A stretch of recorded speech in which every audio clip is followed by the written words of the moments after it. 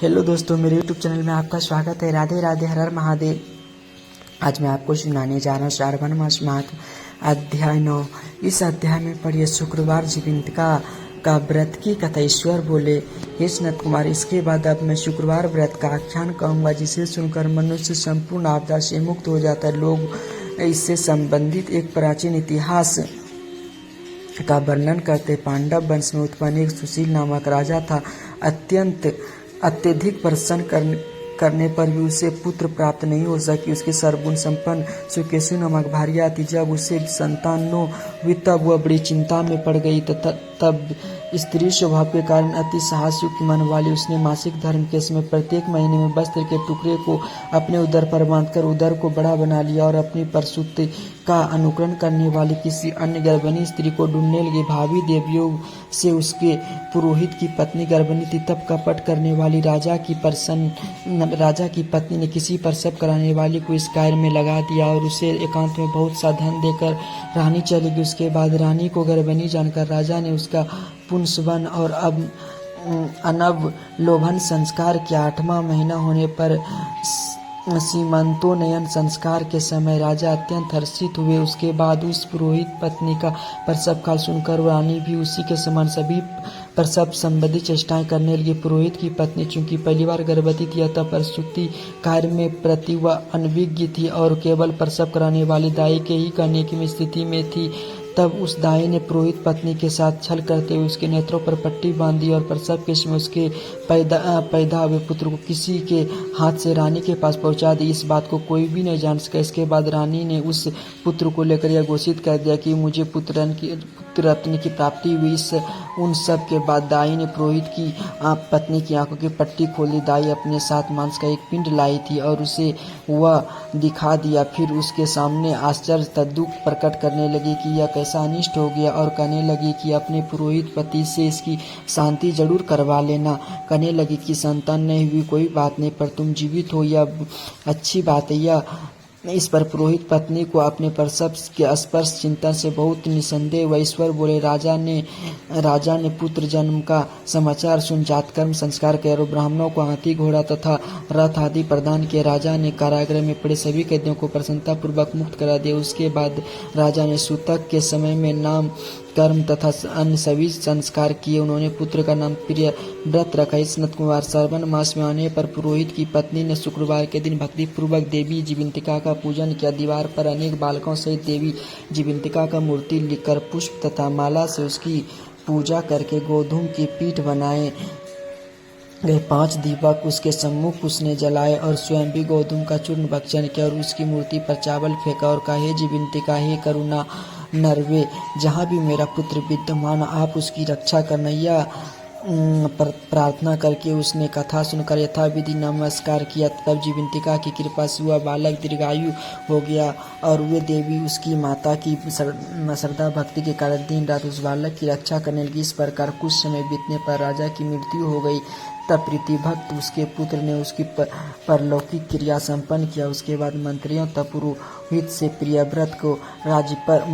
पुरोहित ने प्रियव्रत को राज पर अभिषिक्त किया। कुछ वर्षों के तक प्रजा का पालन करके तथा राज्य भोग कर वह पितरों के ऋण से मुक्त के लिए गया जाने की तैयारी करने लगा।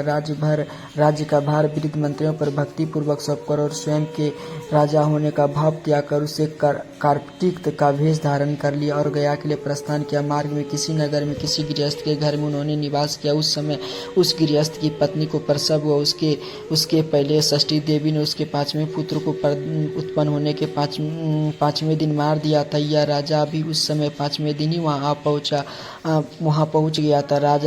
रात में राजा के सो जाने पर उस बच्चे को ले जाने के लिए षष्ठी देवी आई। जीवितिका देवी ने उस षष्ठी देवी को यह कहकर रोक दिया कि राजा को लांकर मत जाओ। तब जीवितिका के रोकने पर वह षष्ठी देवी जैसे आई वैसे ही चली गई थी। इस प्रकार गृह स्वामी ने उस बालक को 5वें दिन जीवित रूप में प्राप्त किया। ये लोग इतने प्रभाव वाले यह देखकर उस गृहस्थी ने राजा से प्रार्थना की, हे राजन, आप निवास आज के दिन मेरे ही घर में हो। प्रभु आपकी कृपा से मेरा 6ठा पुत्र जीवित हो गया।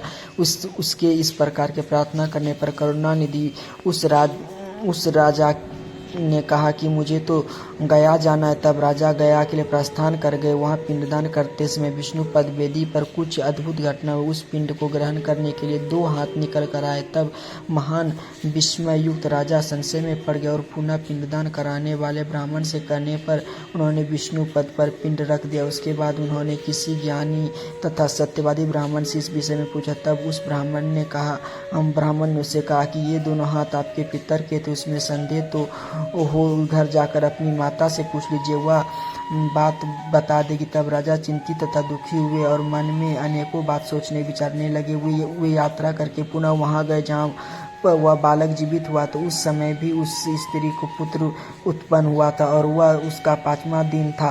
वह जो दूसरा पुत्र हुआ था उसे लेने के लिए रात में फिर षष्ठी देवी आई। तब जीवितिका ने दोबारा रोक जाने पर षष्ठी देवी ने उससे पूछा, इसका योग का कृत्य अथवा क्या इसकी माता तुम्हारा व्रत करती जो तुम दिन रात इसकी रक्षा करते। तब षष्ठी देवी का यह वचन सुनकर जीवितिका ने धैर्य से मुस्कुराई इसका सारा कारण बताया। उस समय राजा शयन का बहाना बनाकर वास्तविक जानने के लिए जाग रहा था। अतः उन्होंने जीवितिका और देवी षष्ठी दोनों की बातचीत सुन ली। जीवितिका ने कहा, षष्ठी सारवन मास में शुक्रवार को इसकी माता मेरी पूजन में रत रहती है और व्रत के संपूर्ण नियम का पालन करती है।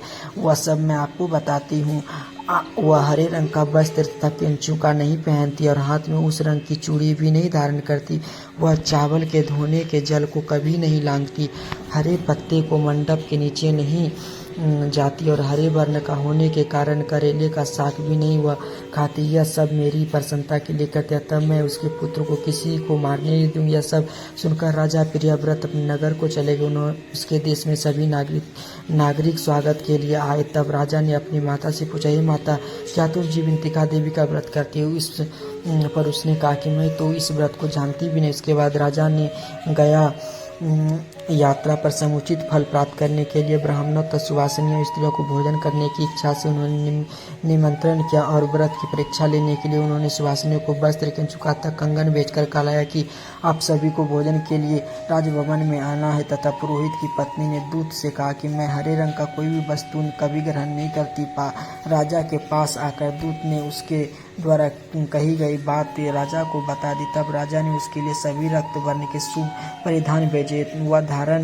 वह सब धारण करके वह पुरोहित पत्नी भी राजभवन में पूर्वी द्वार पर चावल के धोने का जल पड़ा देखकर और वहां हरे रंग का मंडप देखकर वह दूसरे द्वार से गई। तब राजा ने पुरोहित की पत्नी को प्रणाम करके इस नियम का संपूर्ण कारण पूछा। इस पर उसने उसका कारण शुक्रवार व्रत बताया। इस प्रिय व्रत को देखकर उसके दोनों स्तन में से बहुत दूध निकलने लगा। दोनों वक्षस्थल से उस राजा को दूध की धारा से पूर्ण रूप से संचित कर दिया। तब गया में विष्णुपदी पर निकले दोनों हाथ जीवितिका तथा षष्ठी दोनों देवियों को वार्तालाप। तब पुरोहित पत्नी के स्तनों से दूध निकलने के द्वारा राजा को विश्वास हो गया कि मैं इसी का पुत्र हूँ। इसके बाद पालन पोषण करने वाली माता के पास जाकर विनम्रता पूर्वक उन्होंने कहा, हे माता, डरो मत, मेरे जन्म का वृत्तांत सत्य सत्य बता दो। यह सुनकर सुंदर केश वाली रानी ने सब कुछ सच सच बता दिया। तब प्रसन्न होकर उन्होंने जन्म देने वाले अपने माता पिता को नमस्कार किया और संपत्ति से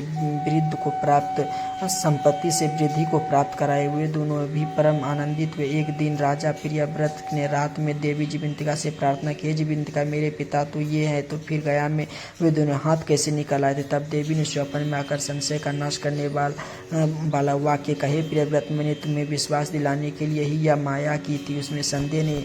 हे सनत कुमार, यह सब मैंने आपसे बता दिया। सारवन मास शुक्रवार के दिन यह व्रत का अनुष्ठान करके मनुष्य सभी मनोरथों को प्राप्त कर लेता। इस प्रकार से स्कंद पुराण के अंतर्गत ईश्वर सनत कुमार संवाद में सारवन मास महात्म्य शुक्रवार जीवितिका व्रत का कथन नामक 9वां अध्याय संपूर्ण। हर हर महादेव। राधे राधे। दोस्तों, मैंने पढ़ने में इस अध्याय में बहुत गलती की जल्दी में, इसलिए मुझे माफ़ कर दीजिएगा। राधे राधे। कमेंट बॉक्स में हर हर महादेव जरूर लिखिएगा प्लीज़।